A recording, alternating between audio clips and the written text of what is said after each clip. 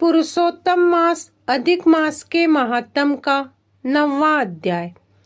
सूत जी बोले, तदंतर विस्मय से युक्त नारद मुनि ने मेधावी ऋषि की कन्या का अद्भुत वृत्तांत पूछा।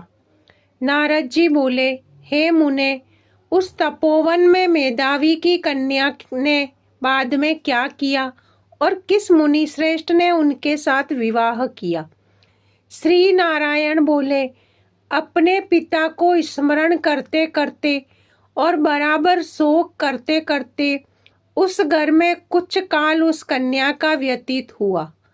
यूथ से भ्रष्ट हुई हरिणी की तरह घबराई, शून्य घर में रहने वाली, दुख रूप अग्नि से उठी हुई भाप द्वारा बहते हुए अश्रु नेत्र वाली, जलते हुए हथकमल वाली, दुख से प्रतिक्षण गर्म श्वास लेने वाली, अति दीना, गिरी हुई सर्पिणी की तरह अपने घर में संरुद्ध, अपने दुख को सोचती और दुख से मुक्त होने के उपाय को न देखती हुई उस कृशोदरी को उसके शुभ भविष्य की प्रेरणा से सांत्वना देने के लिए उस वन में अपनी इच्छा से ही पर क्रोधी, जिनको देखने से ही इंद्र भयभीत होते हैं, ऐसे जटा से व्याप्त साक्षात शंकर के समान भगवान दुर्वासा ऋषि आए।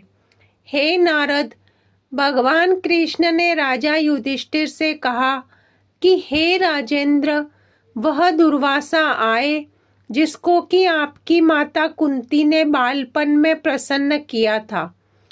तब उन सुपूजित महर्षि ने देवताओं को आकर्षण करने वाली विद्या उन्हें दी, और हे भूपाल, जिन्होंने सब देवताओं से नमस्कार किए जाने वाले, मुझको भी रुक्मणी के साथ रथ में बैलों की तरह जगह जोता। दुर्वासा को बैठाकर रथ खींचते हुए जब हम दोनों मार्ग चलने लगे, तब चलते चलते मार्ग में अति तीव्र प्यास से सूख गए थे। तालु और ओष्ठ जिस रुक्मणी के ऐसी जल चाहने वाली रुक्मणी ने जब मुझे सूचित किया, तब कंधे पर रथ की जोत को रखे हुए चलते चलते ही पांव के अग्रभाग से पृथ्वी को दबाकर रुक्मणी के प्रेम के वशीभूत मैंने भोगवती नाम की नदी को उत्पन्न किया। तब वही भोगवती ऊपर से बहने लगी। अनंतर उसी के जल से, हे महाराज, रुक्मणी की प्यास को मैंने बुझाया।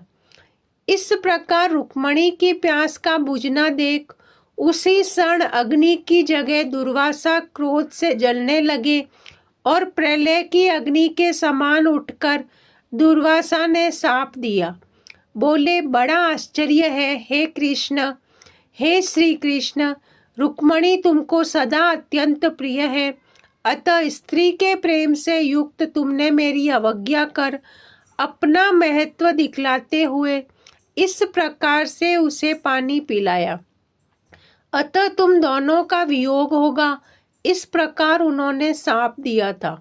हे युधिष्ठिर, वही ये दुर्वासा मुनि है, साक्षात रुद्र के अंश से उत्पन्न, दूसरे काल रुद्र की तरह महर्षि अत्रि के उग्र तप रूप कल्प वृक्ष के दिव्य फल, पतिव्रताओं के सिर के रत्न, अनुसुईया भगवती के गर्भ से उत्पन्न अत्यंत मेधा युक्त दुर्वासा नाम के ऋषि, अनेक तीर्थों के जल से भिगी हुई जटा से भूषित सिर वाले साक्षात तपोमूर्ति दुर्वासा ऋषि को आते देखकर कन्या ने शोक सागर से निकलकर धैर्य से मुनि के चरणों में प्रार्थना की। प्रार्थना करने के बाद जैसे वाल्मीकि ऋषि को जानकी अपने आश्रम में लाई थी, वैसे ही यह भी दुर्वासा को अपने घर में लाकर अर्घ्य, पाद्य और विविध प्रकार के जंगली फलों और पुष्पों से स्वागत के लिए आज्ञा लेकर आदर पूर्वक पूजन कर तदंतर हे राजन, यह बाला बोली। कन्या बोली, हे महाभाग, हे अत्रि कुल के सूर्य, आपको प्रणाम है। हे साधो, मेरी अभाग्या के घर में आज आपका शुभागमन कैसे हुआ? हे मुने, आपके आगमन से आज मेरा भाग्योदय हुआ है, अथवा मेरे पिता के पुण्य के प्रवाह से प्रेरित मुझे सांत्वना देने के लिए ही आज मुनि सतम आए हैं।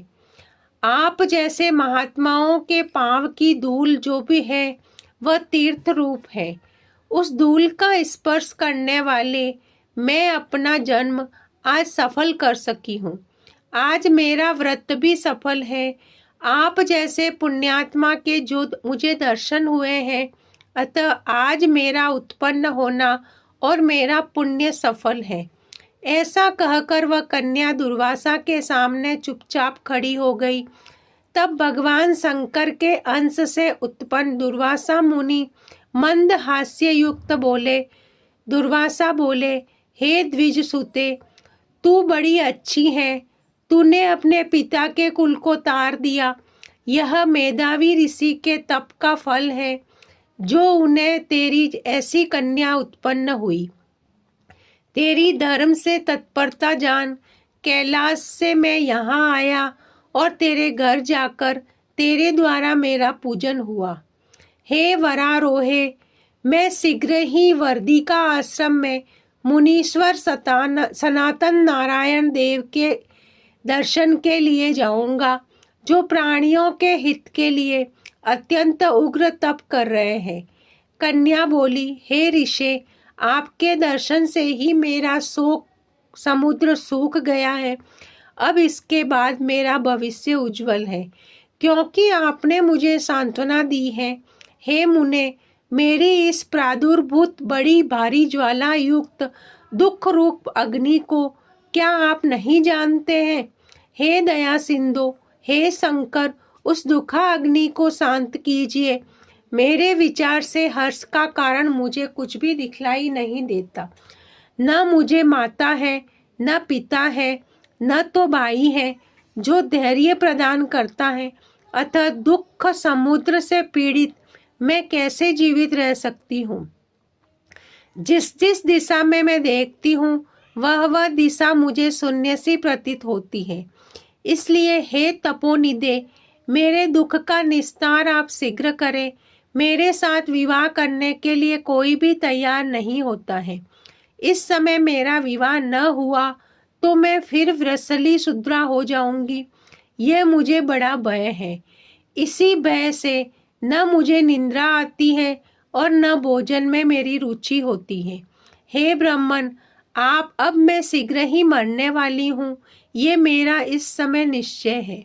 ऐसा कहकर आंसू बहाती हुई कन्या दुर्वासा के सामने चुप हो गई। तब दुर्वासा कन्या का दुख दूर करने का उपाय सोचने लगे। श्री नारायण बोले, इस प्रकार मुनि कन्या के वचन सुनकर और इसका अभिप्राय समझकर बड़े क्रोधी मुनिराज दुर्वासा ने उस कन्या का कुछ हित विचारपूर्ण कृपा से उसे देखकर सारभूत इति श्री व्रत नारायण दिए पुरुषोत्तम मास महात्म्य 9वां अध्याय।